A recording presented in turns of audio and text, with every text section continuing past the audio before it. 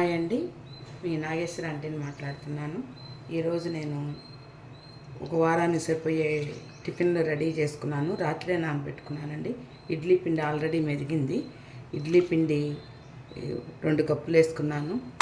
గారెలకండి, ఈ ఇడ్లీ పిండి అట్లా వేసినప్పుడు 10 రోజులకు ఒకసారి గారెలకు వేస్తాను. గారెల పిండి మట్టికి 4 గంటల ముందు నానబెట్టుకున్నాను.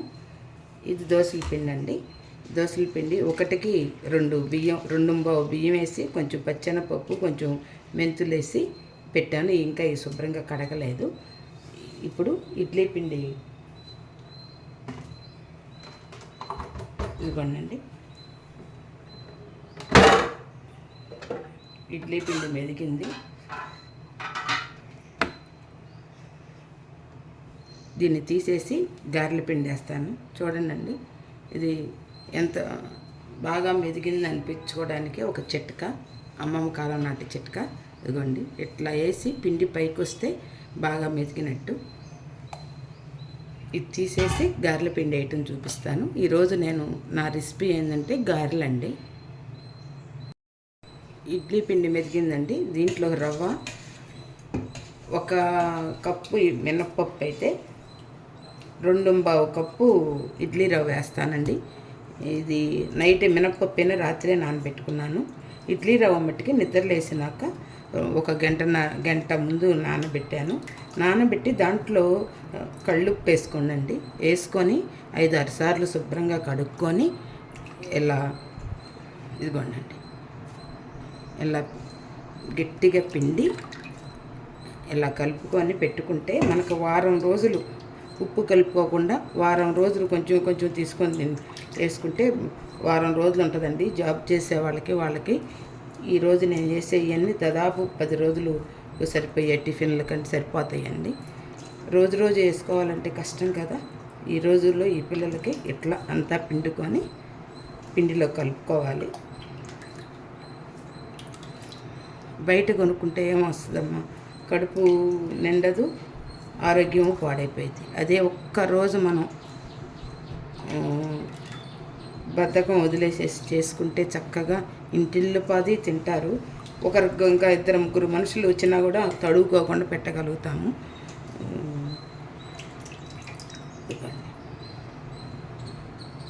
ఇదిగోండి, రవ్వ అంతా కలిపాను.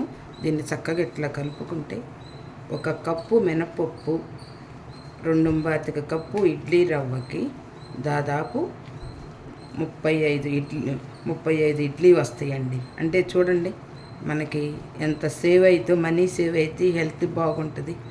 చక్కగా మనకి ఏదన్నా తినాలనిపించినప్పుడు ఊతప్పం లాగా కూడా ఇడ్లీ పిండితో వేసుకోవచ్చు. ఇది ఇడ్లీ పిండి ప్రాసెస్ అమ్మ. ఇది బాగా కలపాలి. రవ్వ కలిపేటప్పుడు మట్టికి నీళ్లు గట్టిగా పిండి కలుపుకోండి. ఏదైనా పిండి గట్టిగా ఉంది అంటే అప్పుడు తర్వాత కొంచెం చొక్క నీళ్లు పోసుకోవచ్చు. కానీ రవ్వతో మట్టికి నీళ్లు పోయొద్దు, ఆ ఇడ్లీ బాగోవు. ఇట్లా బాగా కొన్ని చేతితోటి కలపాలండి. కలిపితేనే రుచిగా ఉంటుంది. ఈ వీడియో అయితే చాలా లెంత్గా ఉంటుంది, చూడండి. ఇదమ్మా, అయిపోయింది. ఇడ్లీ పిండి రెడీ. దాదాపు 70 ఇడ్లీ పైన వస్తాయి. ఇది పొంగిద్ది. ఇంకో గిన్నెలో తీస్తాను రేపటికి. ఇడ్లీ పిండి తీసేసానండి. ఇప్పుడు నేను గారెల పిండి వేస్తున్నాను. నేను వేసే మెథడ్ చూపిస్తున్నాను. ఇలా ఎమ్మంటే వేయద్దు. ఈ నీళ్ళన్నీ ఇట్లా చేతితో అయిపోయినాక ఇలా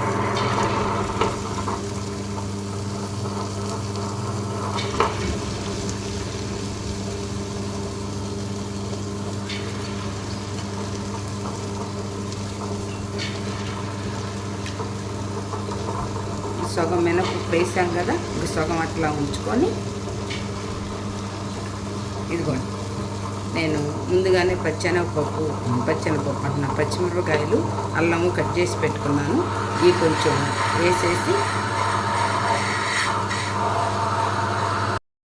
అల్లం ముక్కలు వేసుకున్నాను. ఇప్పుడు మళ్ళీ సగం వేసుకుందాము. అల్లం ముక్కలు చిన్నవి కట్ చేసుకున్నాండి. మళ్ళీ గ్రైండర్లో పడవు. కాసేపు ఇట్లా చేత్తో ఇట్లా అనండమ్మా.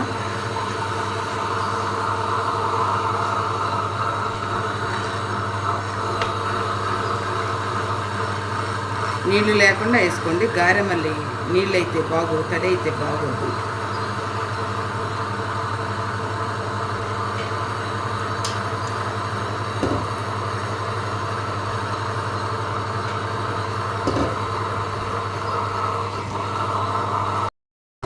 ఇప్పుడు సగం మెదిగిందండి. కొంచెం కళ్ళు చూసేసుకోండి. మళ్ళీ ఓర్న ఎక్కువైపోయింది.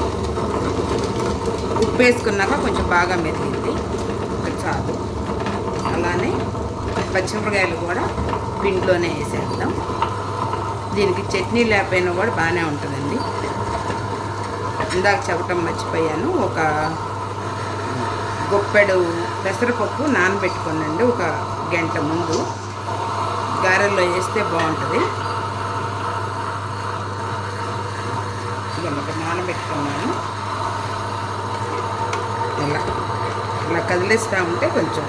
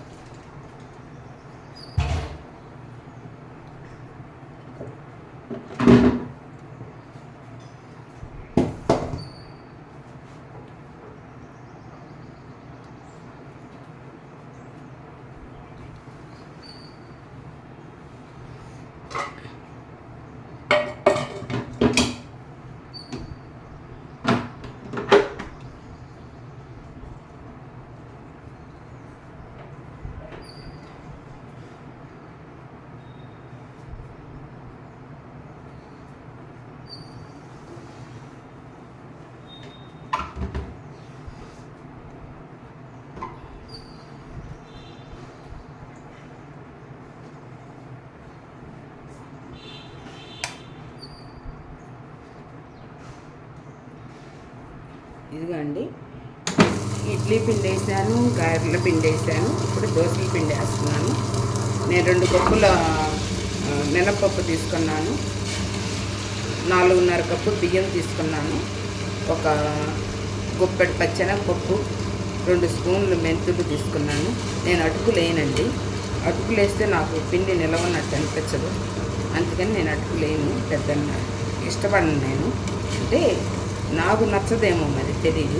ఇదండి, ఒక్కరోజు కనుక మనం కష్టపడితే 10 రోజులు 6 మనుషులు తినే టిఫిన్ అండి ఇది. బయట లెక్కేసుకోండి. మొత్తం ఇప్పుడు నేను వేసిన ఖర్చు అంతా కలిసి 200 కూడా కాలేదు. మినపప్పు కానీ బియ్యం కానీ సరే 250 వేసుకున్నాం. 10 రోజులు మన 6 టిఫిన్లకి మనం బయట కొనుక్కుంటే ఎంత అయ్యిద్దో చూడండి. నా వీడియోలు ఎంత ఉంటుంది ఈసారి ఇది నేను చెప్దామని ఒక గంట కేటాయించామంటే మంచి టిఫిన్ దొరికింది మనకి ఇంట్లో. కొంచెం ఒక ఆదివారం రెస్ట్ తీసుకున్న, శనివారము ఒక్కరోజు చేసుకున్నారంటే జాబ్ చేసే వాళ్ళకి కూడా కుదిరిద్దాము. కుదరదు అన్నదైతే ఇది కొంచెం 1 నిమిషం ముందు లేచి ఉదయం వేసుకున్నా కూడా సరిపోతుంది. ఇంకా నేను గారెల పిండికి రెడీ చేస్తాను. మా అమ్మ కొంచెం తలతో వేసి బాత్రూంలో నీళ్ళు స్నానాన్ని తీసుకెళ్ళి పెట్టి నేను ఇంకా గారెలు వేస్తాను. నాకు గారెల్లోకి చట్నీ కన్నా కూడా మేము కూరల్లో వేసుకునే సాంబార్ కారం అంటాము. సాంబార్ కారము నెయ్యి వేసుకొని తింటే చాలా ఇష్టం నాకు. అంటే అంకులకి చట్నీ కావాలి, నాకైతే కారం సరిపోతుంది. ఇదిగమ్మ దోశల పిండి. ఇదిగో అండి గారెల పిండి. దానికి ఉల్లిపాయ, కొత్తిమీర, కరివేపాకు వేసుకుంటున్నాను.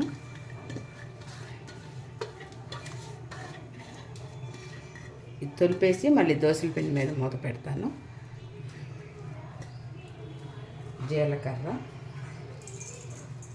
జీలకర్ర మీ ఇష్టం అండి. వేసుకునే మీకు రుచి నచ్చిందంటే వేసుకోవచ్చు.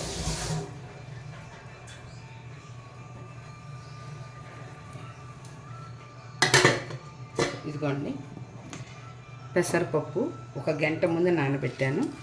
వడగట్టాలి, నీళ్ళు ఉంటే కనుక గారె రాదు. మళ్ళీ పెసరపప్పు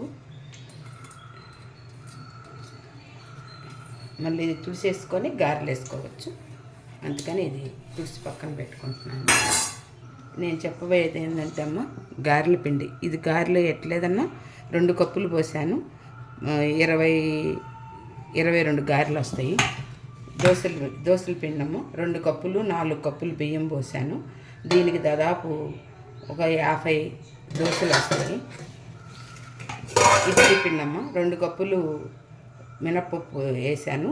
4.5 కప్పు ఇడ్లీ రవ్వ వేసాను. ఈ దాదాపు 70 ఇడ్లీ వస్తాయి. ఈ మొత్తం కలిసి మనం ఎంత చట్నీలు చేసుకున్నా, ఎంత ఖర్చు పెట్టినా దాదాపు ఈ 300-350 దాకా పడతాయి. అంటే వారం రోజులు మన ఇంట్లో నలుగురు మనుషులు తినే ఫుడ్డు మనం బయట కొంటే ఎంత అవుతుంది అంటే అప్పుడప్పుడు కొనుక్కోవాలి, తినాలి. ఎక్కువ శాతం ఒక్కరోజు కష్టపడితే బాగుంటుందని నేను ఊరిని క్యాలిక్యులేషన్ చేసి చెప్తున్నాను. మీకు నచ్చితే దాన్ని రిసీవ్ చేసుకోండి అమ్మా, లేకపోతే వదిలేసేయండి. ఇప్పుడు గారెల పిండి నేను గారెలు వేస్తున్నాను. ఈరోజు సండే నేను గారెలు వేస్తున్నాను. ఇదిగోండి, ఇది చక్కగా కలుపుకున్నాను. ఇలా కలుపుకొని గారెలు వేస్తాను. ఇదిగమ్మా, నేను ఇట్లా తడి చేసుకుంటాను గారేసేటప్పుడు. ఇప్పుడు ఇట్లా పిండి తీసుకొని మీడియం సెరవలో పెట్టుకోండి. సిమ్లో వద్దు, హైలో వద్దు. హైలో పెడితేనే మాడిపోతాయి, సిమ్లో పెడితేనే ఉడకవు. అందుకని మీడియం సెకలో పెట్టుకొని గారె కాల్చుకోవాలి.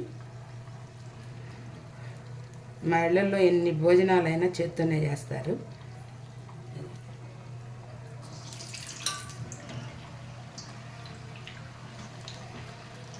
చూపిస్తాను నేను వేసే విధానం గారెలు.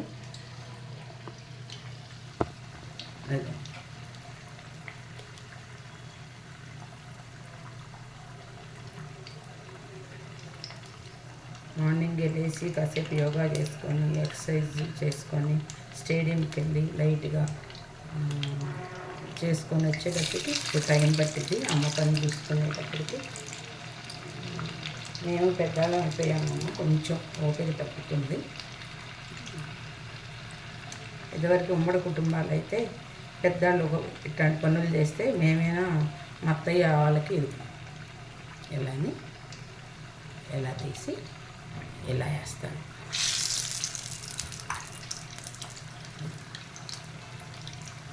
నేను గుడ్డ పెట్టుకొని కంపల్సరీగా తడికి గుడ్డ పెట్టుకుంటాను, తుడుచుకోవాలి. నేను గారెలు ఉండేటప్పటికి ఒక నాప్కిన్ తడిసిపోయింది, కొంచెం కాలాలి.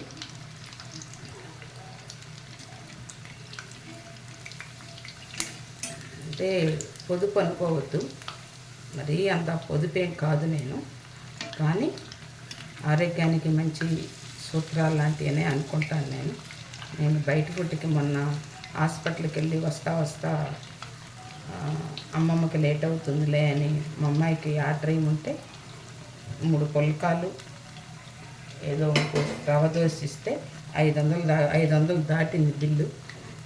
అందుకని నాకు ఇది చెప్పాలనిపించింది. వీడియో అయితే బాగా లెంత్ ఉంటుంది, ఏమనుకోవద్దు.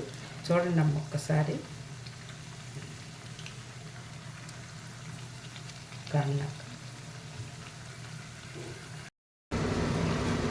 ఇదిగోనండి గారెలు. నేను ఇప్పటికి సగం పిండే వేసాను. 2 కప్పులు రైస్ కుక్కర్ కప్పులు 2 మినప్పప్పు వేసాను. ఇప్పుడు సగం పిండికే నాకు 12 గారెలు వచ్చినాయి. ఇంకా 12-13 గారెలు వస్తాయి. చూడండి, ఇంట్లో చేసుకుంటే ఇదండి నాగేశ్వర అంటే చేసే గారెల సెక్షన్. నేను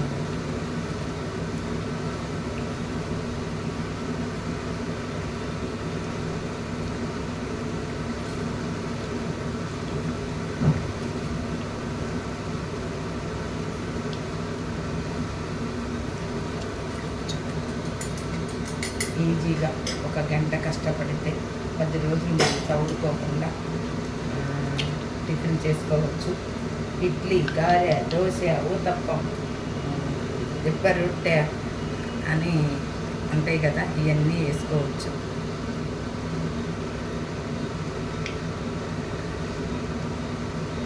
నాగేశ్వరానికి చేసేది కనుక మీకు నచ్చితే లైక్ చేయండి, షేర్ చేయండి, సబ్స్క్రైబ్ చేయండి.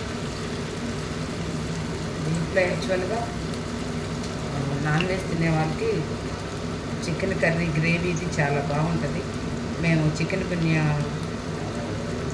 ఏదో చికెన్ బిర్యానో ఏదో డిసీజ్ కోల్డ్ కూర్చి అన్నారు కదా, అందుకని చెప్పి మేము చికెన్ తింటలేదు. ఇంకా తగ్గిస్తాను నేను నాన్ వెజ్ తింటాను. మీకు నేను చేసే విధానం కనుక నచ్చితే కామెంట్ రూపంలో తెలియపరచండి. ఈ కామెంట్స్ నాకు ఆనందాన్ని ఇస్తాయి. ఈ వయసులో నేను చేస్తున్నానంటే కాలక్షేపంతో పాటు అదేదో పొగడతా అనుకోవచ్చు, ఏదైనా కానీ కొంచెం ఆనందం అనిపిస్తుంది. ఒంటరితనాన్ని బీట్ చేయడానికే నేను ఈ మెథడ్ ఎన్నుకున్నాను. ఇటువంటి మా అమ్మకి పెడతాను. యాక్చువల్గా మేము చట్నీ చేయను, ఇష్టపడము మేము. ఈ కనుక మీకు నచ్చితే లైక్ చేయండి, షేర్ చేయండి, సబ్స్క్రైబ్ చేయండి. నమస్తే అమ్మ, మీ నాగేశ్వర.